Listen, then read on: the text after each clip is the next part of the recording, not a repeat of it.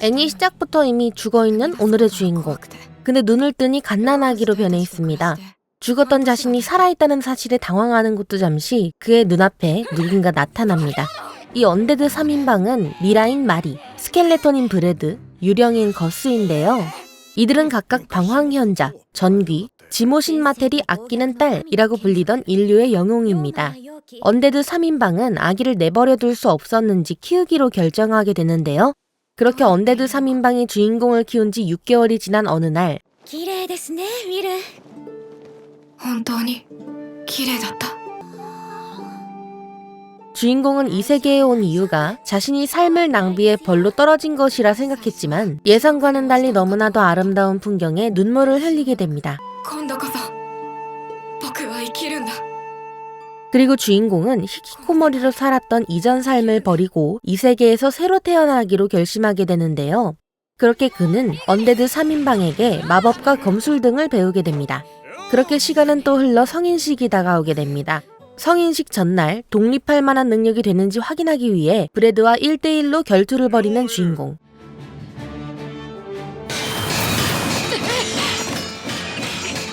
まるで嵐だ。一撃でもまともに受けたら戦闘不能になる。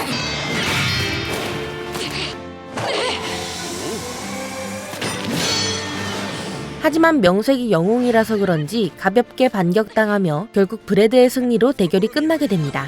なかなかのもんだったぜ。参りました。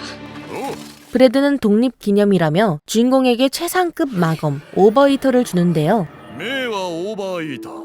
魔剣の格としては最上級。神々のエコーだろうが刃さえ届けは切れる格だ。この剣で命ある存在を切ると切った分だけ使い手の生命力が回復する。 성인식이 끝난 주인공에게 마리와 브레드는 이전부터 숨겨왔던 언데드 3인방의 과거와 왜 언데드 3인방이 주인공을 키웠는지를 말하게 됩니다. 今より遡ること200年ほど前、デーモンの諸王が起こした大乱がありました。俺は奴を殺しきれなかったんだ。そして私たちの配色が濃厚になった時、ガスと私はハイキングに封印を施しました。殺せずともせめてと。 ハイキングはオーバーイーターで神のエコーすら切り殺せる怪物さ。で、奴が封じられたなら好都合とばかり取引を持ちかけてきたのさ。お前たちは優秀だからアンデッドになってこっちの陣営に参加しろってな。選べと言われたが選ぶ余地なんざなかった。俺たちは奴の手を取ったんだ。そして俺たちはハイキングの封印の守護者になった。そんなところにお前が来たんだ。正確にはお前を連れたデーモンどもだが。 僕はハイキングの封印を解くための生贄だったんだね。 이 말을 들은 주인공은 언데드 3인방이 그간 왜 이 사실들을 비밀로 했는지 이해하게 되는데요. 그렇게 작별 인사를 하며 모험을 떠나려는 찰나 갑자기 불사의 신 스타그네이트가 나타나게 됩니다. 스타그네이트는 3인방을 언데드로 만들어버린 존재로 상황의 봉인에 대한 집착을 잃었다는 이유 때문에 계약에 따라 영혼을 내놓으라고 말하는데요. お前たちはついに執着を失った。契約に従い今ここにその魂を我が手に。パウペルも食べるナースエグも食えテクリスダムナティオメモリアへ己賢者 이때 거스가 막아서지만 개발리면서 영혼을 빼앗길 위기에 처하게 됩니다. 그리고 잠시 생각하더니 스타그네이트는 주인공에게 자신의 부하가 되라고 말하고 사라지게 됩니다. 그렇게 찾아온 다음날 아침, 주인공은 어제의 전투에 겁을 잔뜩 먹었는지 전생의 비밀을 말하면서 울음을 터뜨리게 됩니다. 僕には前世の記憶があって、だから生まれ変わって今度こそちゃんと生きようって思ったのに、何も知らないで3人を苦しめてクズなんだ。 그 말을 들은 마리는 주인공에게 화를 내면서 뺨을 때리는데요. ウィル、それ以上自分を傷つけることは母が許しません。ウィリアム、いじけてないでシャンとしなさい。大丈夫、僕はもう大丈夫だ。マリーが僕を守ってくれたから。 마리의 말에 정신을 차린 주인공. 그리고 그날 밤 전투 준비를 마친 주인공 앞에 스타그네이트가 다시 나타납니다. 주인공은 언데드 군대에 맞서서 치열한 싸움을 벌이게 되는데요. アクヘララジオ。 曲がりなりにも100の英雄を相手にこれか。三英傑のついでと思っていたが予想以上だった。ウィルよ、改めて我が元へ来ないか。 이 모습을 본 스타그네이트는 다시 한번 자신의 부하가 될 것을 제안합니다.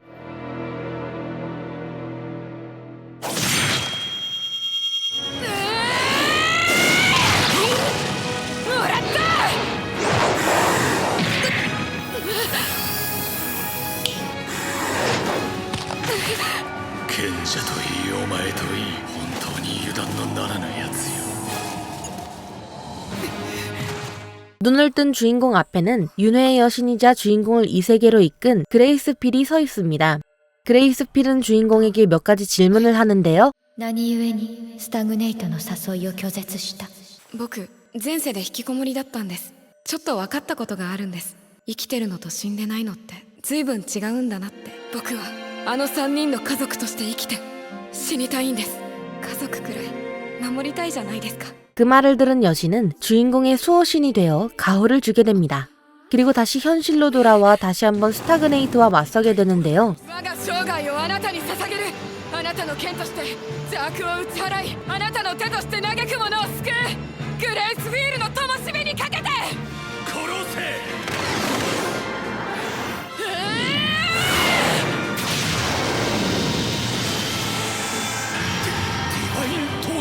アクケレルティア。 그렇게 스타그네이트를 물리치는 데 성공했지만 사실 스타그네이트가 노리던 것은 언데드 3인방이었습니다. 이 사실을 알아챈 주인공은 최대한 빨리 신전으로 향하는데요. 그러나 언데드 3인방은 이미 스타그네이트에게 잡힌 상태였고 영혼이 털리려던 순간 갑자기 빛이 나타나 잠시 틈이 생기게 됩니다. 그 틈을 타 주인공과 언데드 3인방은 힘을 합쳐 스타그네이트를 물리치는 데 성공하게 되는데요. 주인공의 품에서 마지막을 맞이하는 마리와 브레드. 勇気の精霊と良き神々の加護が常にあなたと共にありますように。いいか、結果を信じて前に出ろ。人は決意一つあれば何だって始められるんだ。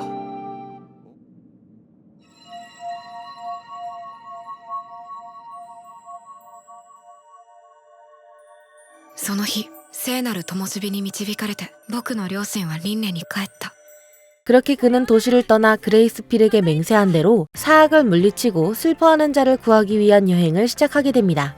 그렇게 숲을 걷는 주인공 앞에 처음으로 나타나는 사람, 아니 엘프. 精霊神の眷属であるエルフは同じ精霊の眷属と親和性が高いというけれど、彼もそうらしい。僕はウィリアム G マリーブラッド。君は？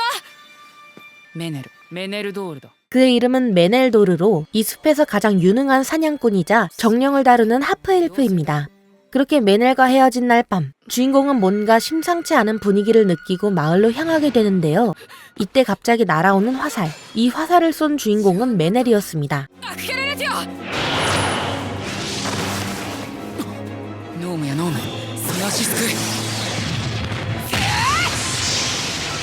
サラマンダーよ、焼き焦がせ。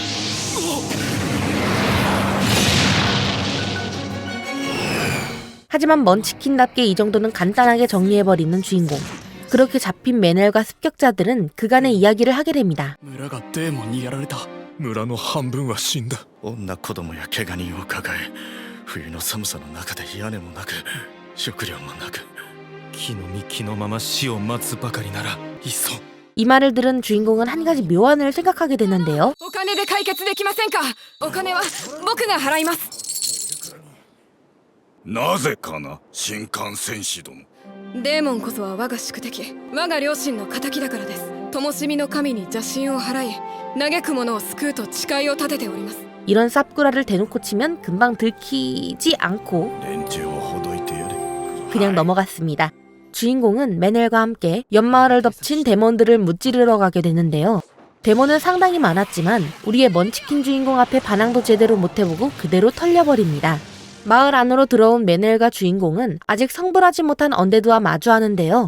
メネルお兄ちゃん、悪魔がね、村を襲ったんだ。お兄ちゃん、来てくれた。ありがとう。君頑張ったね。立派だったよ。ほらメネル。 遅くなって悪かったな。疲れただろ。いい夢見ろよ。灯火の神グレイスフィールよ、安息と導きを。 주인공을 오해한 것에 대해 사과하는 메넬. 그렇게 그들은 친구가 되었습니다. 마을 복구를 계속하던 어느 날 가축과 물건을 사기 위해선 화이트 세일즈에 가야 한다고 말하는데요. ホワイトセールズってのは北からの入植の中心になってる港町ってわけだ。 화이트 세일즈로 출발한 주인공 일행은 마물에 쫓기던 하플링 음유시인 로비나와 상인인 안토니오를 구해주고 그들과 동행하며 화이트 세일즈에 도착하게 됩니다. 私はロビーナグッドフェロー。自由気ままな旅の空、歌い踊りのトルバドールよ。でそっちの冴えないのがホーカーのアントニオ。勤めてた商会が破産して今じゃ辺境田舎道のホーカーに身をやつしってわけ。 그러나 도착하기가 무섭게 몬스터가 나타나는데요. 겁나 뜬금없이 나타난 이 와이번들은 도시를 닥치는 대로 부수기 시작합니다.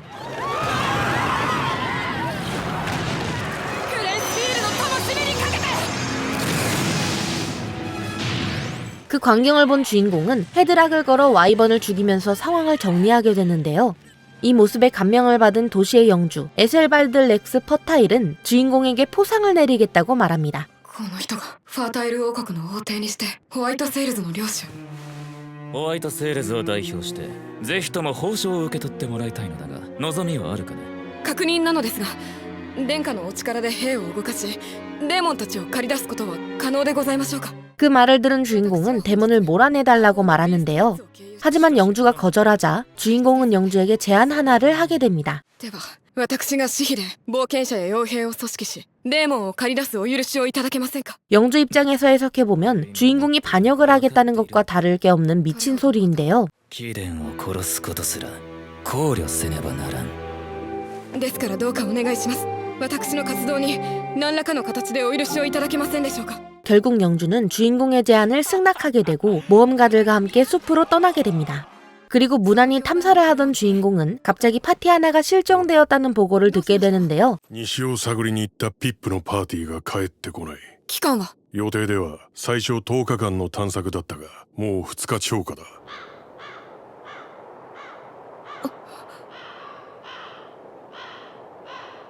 장비를 버리고 도망친 흔적을 찾아 골짜기 안으로 들어가는 주인공 일행.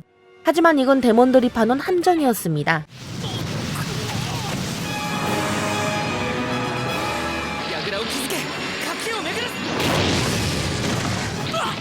이 함정 때문에 메넬이 키메라에게 털려 큰 부상을 입자 주인공은 정신을 놔버리게 되는데요. ここまでいい調子だったじゃないか。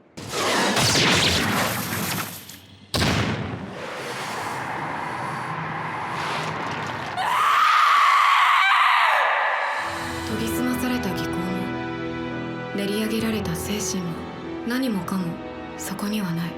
激高と魔剣の性能に任せて切り刻むだけの泣きたくなるような戦いがそこにはあった。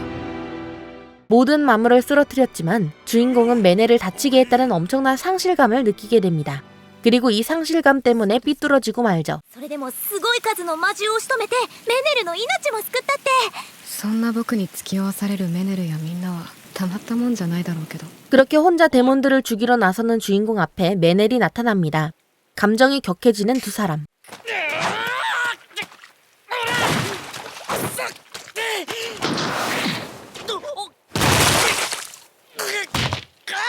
ノームやノーム、拳を握れ。汝が拳で敵を撃て。ダメだ、避けると魔法がメールに。いっぺん手ひどく負けたくらいでこうも極端に走る情緒不安定な育児なしをわざわざ止めてやる理由はねえ。だけど友達だからな。友達には付き合うもんだ。 그렇게 둘은 화해를 하게 되고 재정비를 한 후 다시 데몬들을 물리치러 나아갑니다. オムニア、ワーニタス、エーラースズ。やあ、インビジビリティで待ち伏せかよ。こいつ相当な知能だ。ルテンの女神の名のもとにあなたたちを召します。グレイスフィールよ、守りをここに。